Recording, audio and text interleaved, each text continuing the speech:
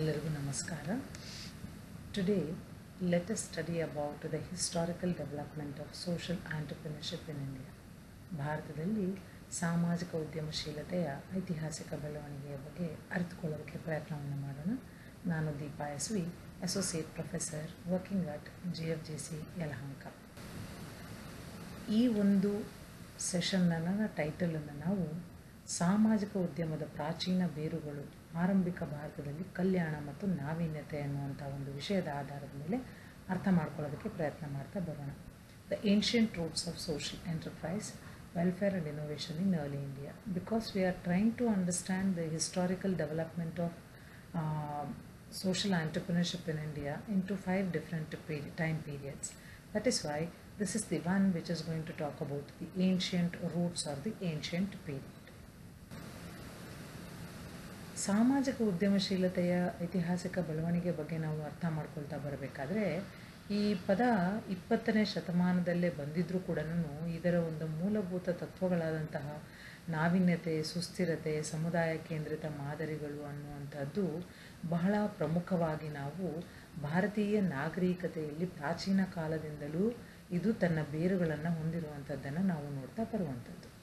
Whenever we talk about social entrepreneurship, it may be the concept which was very popularized during the 20th century, but the foundational principles of the social entrepreneurship, like addressing the social problems through innovative nature, sustainability, and community-centric models, all these have been deep-rooted in the ancient Indian civilization. That we shall try to understand from this session onwards.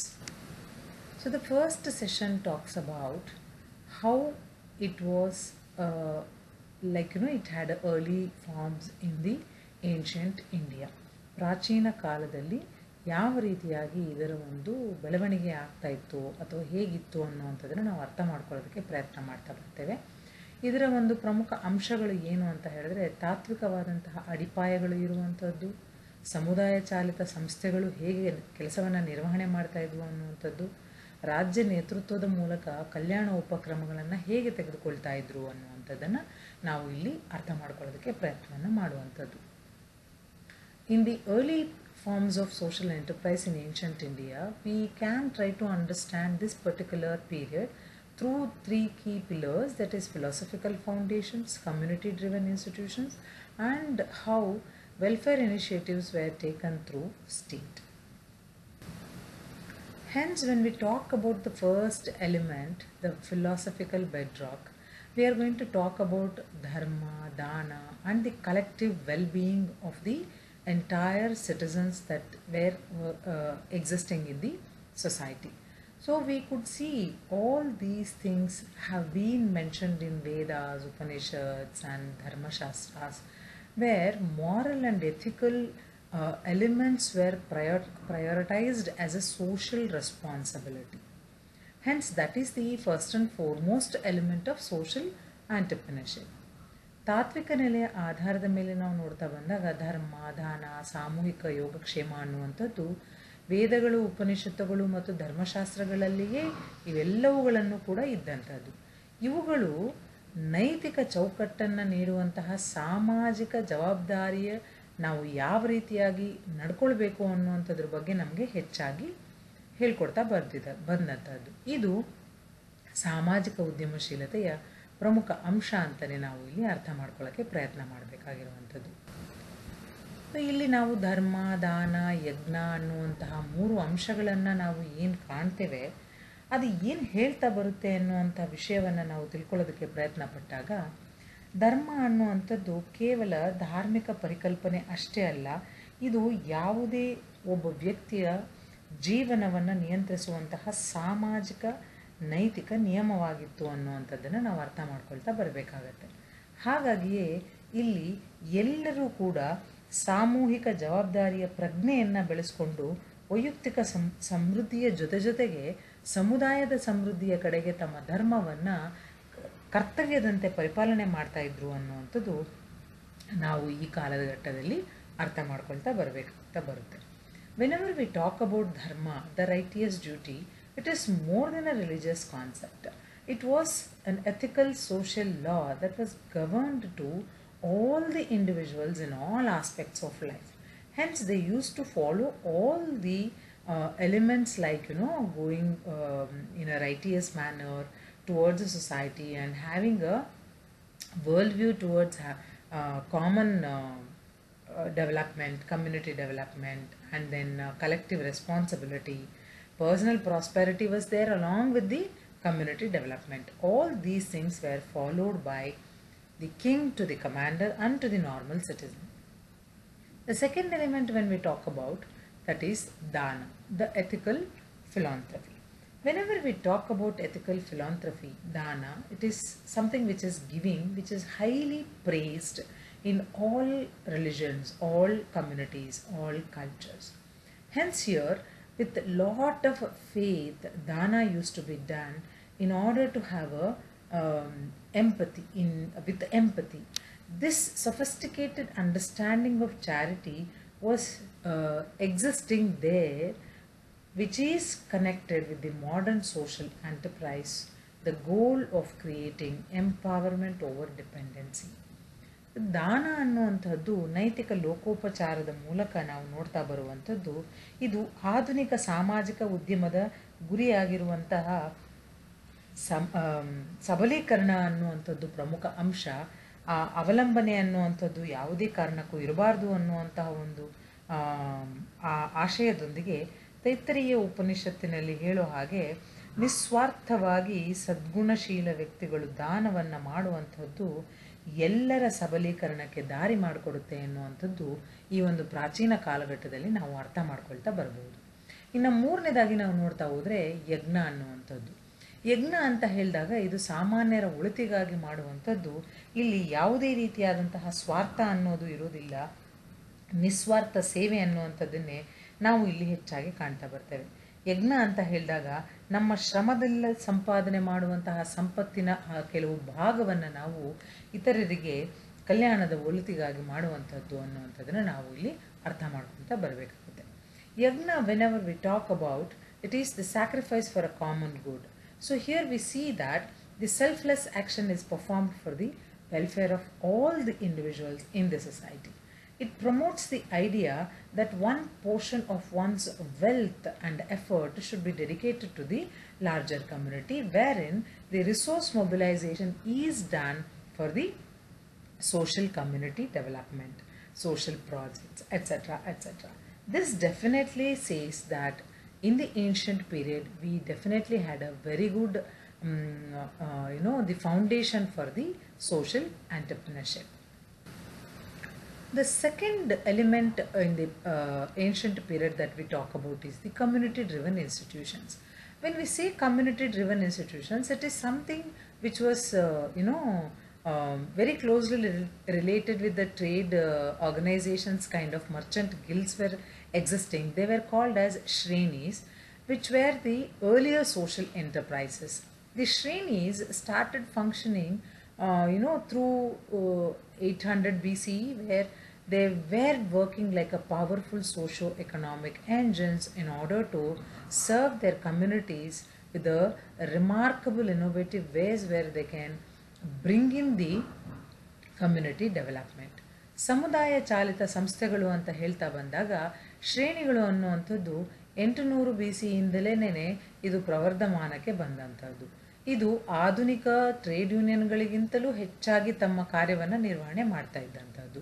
ಇವು ತಮ್ಮ ಸಮುದಾಯಗಳಿಗೆ ಗಮನಾರ್ಹ ರೀತಿಯಲ್ಲಿ ಸಾಮಾಜಿಕ ಆರ್ಥಿಕ ಸೇವೆಯನ್ನು ಸಲ್ಲಿಸುವಂತಹ ಸಂಘಟಿತ ಸಾಮಾಜಿಕ ಘಟಕಗಳಾಗಿ ಸೇವೆಯನ್ನು ಸಲ್ಲಿಸ್ತಾ ಇದ್ದಂಥದ್ದನ್ನು ನಾವು ಗಮನಿಸಬಹುದಾಗಿದೆ.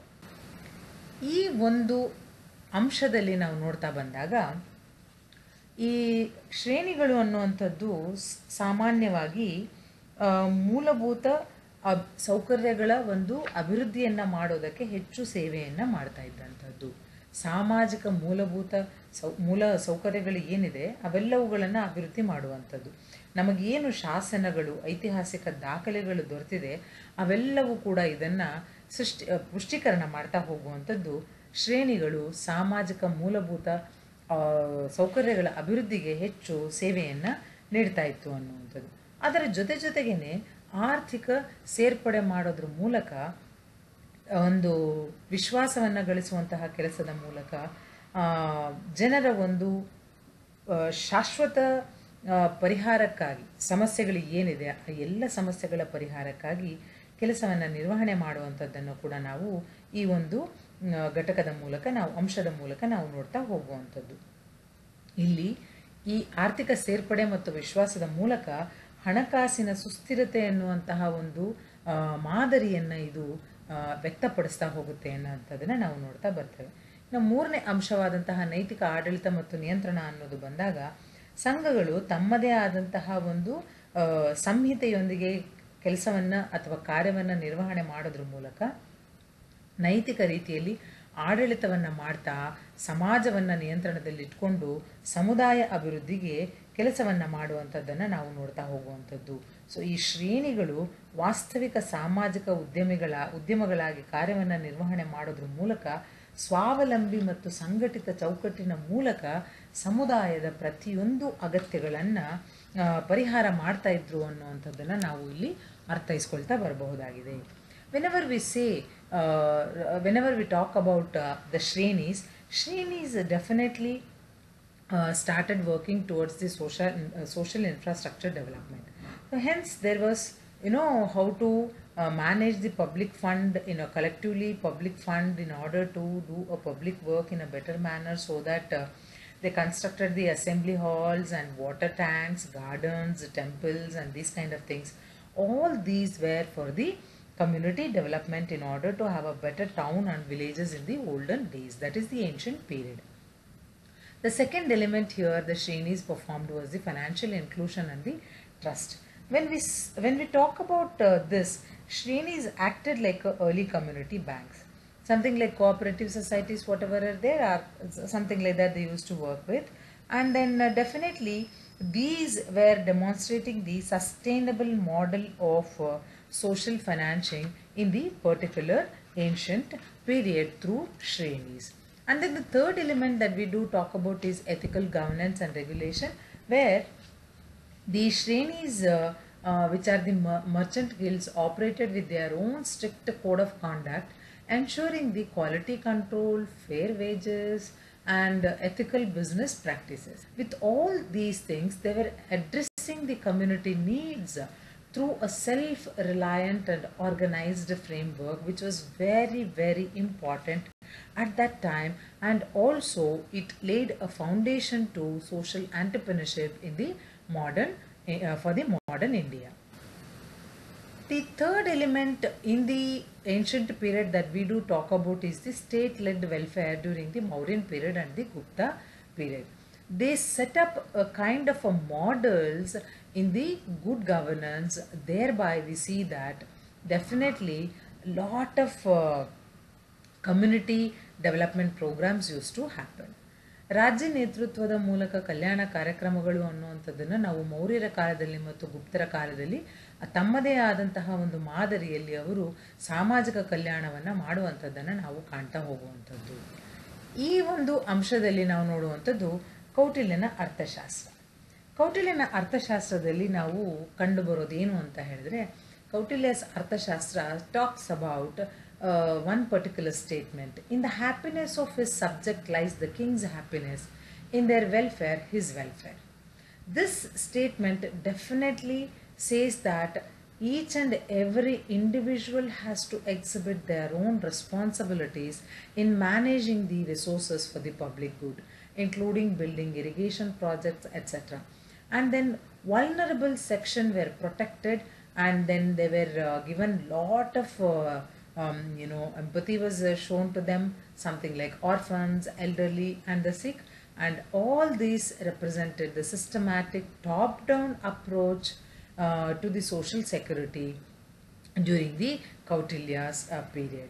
And then when we talk about Ashoka's policy of Dhamma, we say that Ashoka, after the Kalinga war, when he converted into Buddhism, he adopted the policy of Dhamma, where he started ordering for public works like digging wells and construction of the rest houses for the travelers, planting of fruits, so that the shades, planting of fruits and trees for giving shade to all the major highways.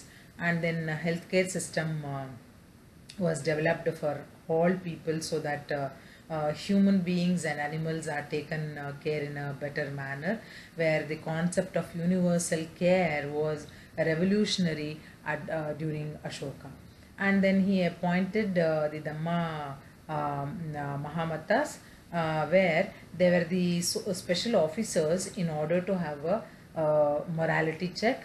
Also, the grievances were addressed by these people by promoting the welfare of the people. And Gupta period also started following all these models in order to give the better social development.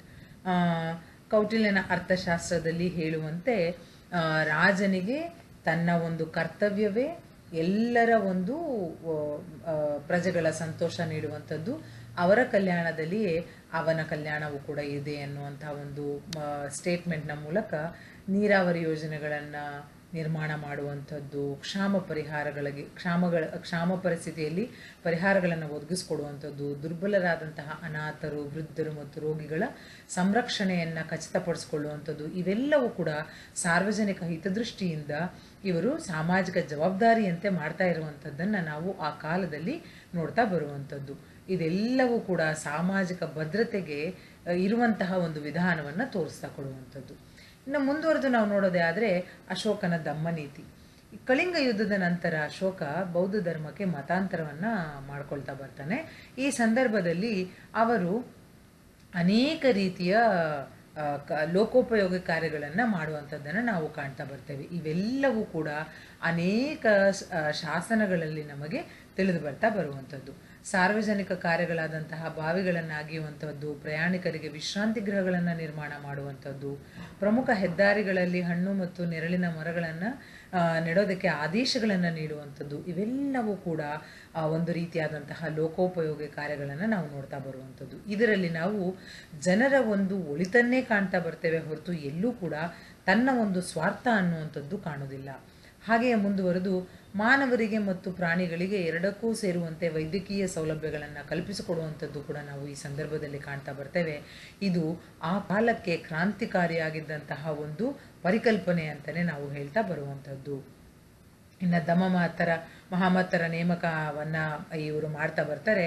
ಇವರು ರಾಜ್ಯದ ಸುತ್ತಲೂ ಇರುವಂತಹ ರಾಜ್ಯಗಳನ್ನು ಸುತ್ತುವಂಥದ್ದು ಮತ್ತು ಆ ಜನರಿಗೆ ಇರುವಂತಹ ಕುಂದುಕೊರತೆಗಳು ಏನು ಅನ್ನೋದನ್ನು ಅರ್ಥ ಮಾಡಿಕೊಂಡು ಅವುಗಳಿಗೆ ಪರಿಹಾರಗಳನ್ನು ನೀಡುವಂಥದ್ದು, ಜನರ ಕಲ್ಯಾಣವನ್ನು ಉತ್ತೇಜನ ಮಾಡುವಂತಹ ಒಂದು ವಿಶೇಷ ನೈತಿಕ ಅಧಿಕಾರಿಗಳು ಅಂತಲೇ ನಾವು ಇಲ್ಲಿ ಹೇಳ್ತಾ ಬರುವಂಥದ್ದು.